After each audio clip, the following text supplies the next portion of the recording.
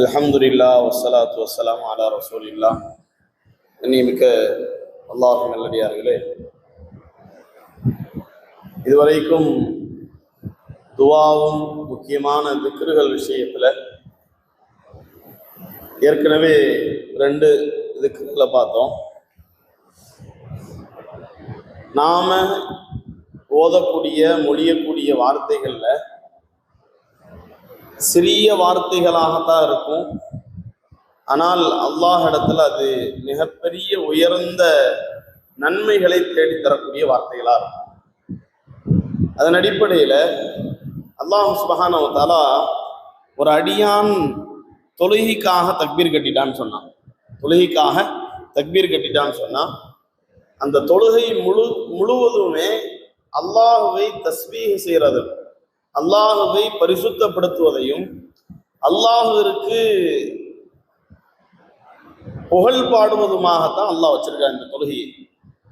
அதுல ஆரம்பத்துல சனா முதல் கொண்டு சனாவில் இருந்து சுப்ஹானக்கல்லாஹும்ம வ பிஹம்திக அந்த வார்த்தைகள் முதற்கொண்டு அடுத்ததாக ஓதக்கூடிய சூரா ஃபாத்திஹா அல்ஹம்து சூரா ஒரு அடியான் ஓத ஆரம்பிச்சிட்டான்னு சொன்னா ஹதீஸ் ஷரீஃப்ல வருது, அடியான் தக்பீர் கட்டி சனா ஓதி அல்ஹம்து சூரா ஓத ஆரம்பிக்கிறான்.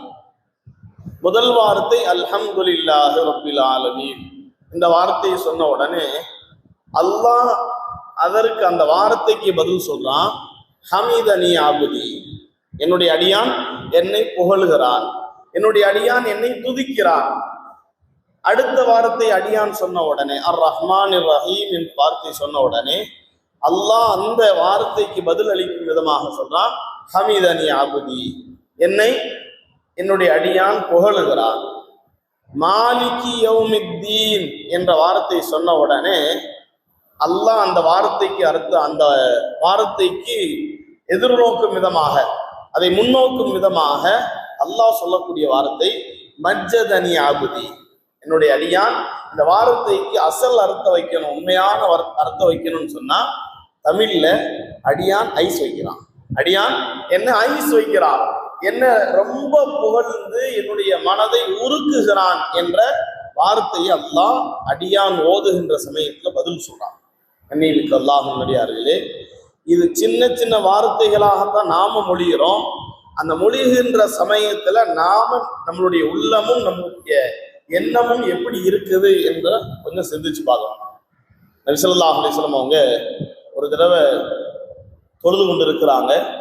முதல் சஃப்ல முதல் வரிசையில நின்று கொண்டிருந்த சஹாபில ஒருத்தர் நபி ஸல்லல்லாஹு அலைஹி வஸல்லம் அவங்க தொழுகையில நிலையில இருந்து ருக்கு போனதற்கு பின்பாக ருக்குவை முடிச்சிட்டு நிலைக்கு எந்திக்கிறாங்க, திருப்பி நிலைக்கு எந்திக்கிறாங்க.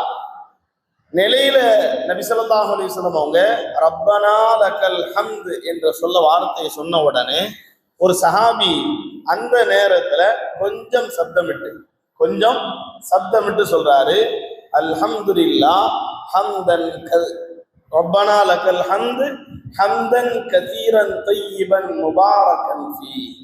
அல்ஹம்துலில்லாஹ் ஹம்தன் கதீரன் தய்யிபன் முபாரக்கன் ஃபீ. இந்த சின்ன வார்த்தைகள் அடங்கிய கலிமாவை சொல்றாரு. தொழுது முடிச்ச உடனே நபி ஸல்லல்லாஹு அலைஹி வஸல்லம் அவங்க சலாம் கொடுத்த உடனே திரும்பி கேட்கிறாங்க, இந்த வார்த்தையை சொன்னது யாரு, இந்த வார்த்தையை சொன்னது யாரு? அந்த சஹாபி பயந்துகிட்டே சொல்றாரு. முஸ்லிம் ஷரீஃப்ல அறிவிக்கக்கூடிய இந்த ஹதீஸ், நான் நபி அவர்கள் கேட்ட உடனே நான் பயந்துகிட்டே சொன்னேன். யார சொல்ல, நான் தான் சொன்னேன், ஏதோ தெரியாம. நபி ஸல்லல்லாஹு அலைஹி வஸல்லம் அவங்க அந்த சஹாபி சொன்ன உடனே சொன்னாங்க, நீங்க சொன்ன இந்த வார்த்தையை தன்னுடைய ஏட்டில் எழுதுவதற்கு 30 மலக்குமார்கள் போட்டியிட்டு தான் எழுதணும், தான் முன்னாடி எழுதணும், இந்த நன்மையை நான் முன்னாடி எழுதிடணும் என்பதாக 30 மலக்குமார்கள் போட்டியிட்டு இந்த நன்மையை எழுதி கொண்டார்கள் என்பதாக சொன்னார். கண்ணியமிக்க அல்லாஹ்வின் நல்லடியார்களே, நாம நம்மளுடைய தொழுகையில ஓர்மையாக மன ஓர்மையோடு பயபக்தியோடு தொழுகும் பொழுது சொல்லக்கூடிய ஒவ்வொரு வார்த்தைக்கும் மிகப்பெரிய அளவில் அல்லாஹ்விடத்துல உயர்ந்த அந்தஸ்து இருக்கு. இன்னொரு அறிவிப்புல இந்த வார்த்தையை சொல்லக்கூடிய மனிதனுக்காக வானத்தினுடைய கதவுகள் திறக்கப்படுது என்பதாக அறிவிப்பு. அதனால சின்ன வார்த்தைகள் தான் நாம பயான் ஒரு 5 நிமிஷம் 6 நிமிஷம் கேட்குறோம் அப்படின்ற எண்ணத்தோடு இல்லாம சொல்லப்பட்ட திக்ருகளை எல்லாம் மனப்பாடம் பண்ணுவோம், அதையெல்லாம் நம்மளுடைய வாழ்க்கையில் அமல் செய்வோம். அந்த நன்மைகளை முழுவதுமாக பெறக்கூடிய பெற்ற அடியார்களாக அல்லாஹ் நம்மை எல்லாம் ஆக்கியோர் புரிவானாக. ஆகிரு தாவானா அல்ஹம்துலில்லாஹி ரப்பில் ஆலமீன்.